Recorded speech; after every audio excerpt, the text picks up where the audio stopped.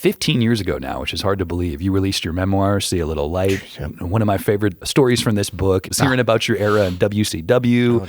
And there's a great indie wrestling scene that's kind of flowering right now in the Twin Cities with this promoter called First Wrestling and some others. I was just wondering, like, you know, in your years interacting with wrestling, do you see any through lines between that kind of indie wrestling industry and what it took to carve out a DIY touring ethic with Husker Du back in the 80s? Yeah, I mean, there was overlap before the Cyndi Lauper stuff. Yeah. I mean, there were a lot of people in pro wrestling that were into punk rock and vice versa.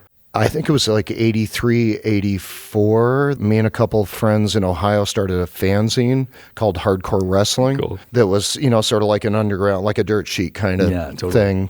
There's a lot of similarities between indie wrestling and DIY shows. You know, find a building, build a stage, set up a ring, you know, crank up the PA, you know, maybe have a little smoke and mirrors and, you know, good versus evil and do all that stuff. Yeah. I mean, there's a lot of overlap. And big time TV wrestling is a whole different thing now. I have no idea what that actually is anymore. When you tell people like how you raise the animal that made the meat that makes the sausage, when you, you know, sort of tell everybody everything, it's like, okay, you got a bird up here your sleeve.